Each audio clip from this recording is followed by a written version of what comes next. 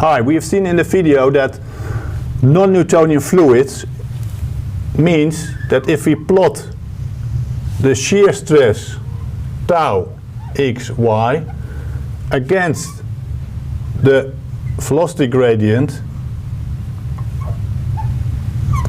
we see that for a Newtonian fluid this was linear. For a non-Newtonian fluid we saw that we had pseudoplastic fluids,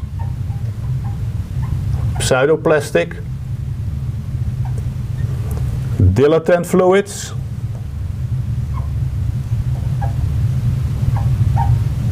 so in this case you see that I have now drawn the Newtonian line here, but of course it is strongly dependent on the fluid. Of course this line can also draw in this way, yeah? But many times one plots something differently. One plots the apparent viscosity versus, for example, the shear rate or the shear stress. The shear stress or shear rate.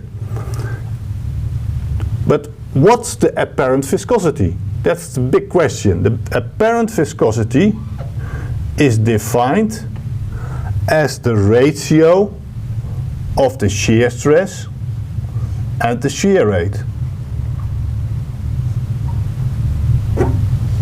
This is a simple representation, but it gives you a little bit feeling what Newtonian fluids do in this spectrum, pseudoplastic fluids and dilatant fluids.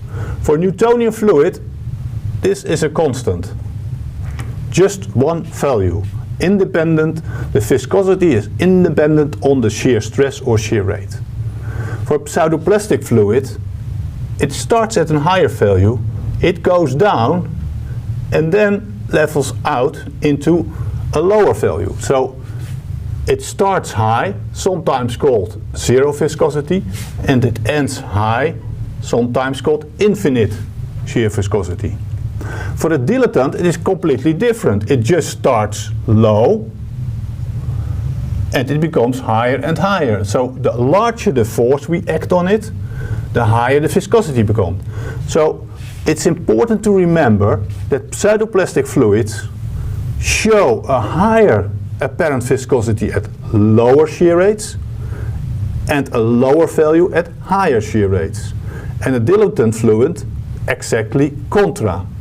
So, and Newtonian fluids have always a constant one. So this gives you a little bit feeling what can happen with also the pressure drop, how this determines in pseudoplastic or dilatant fluids.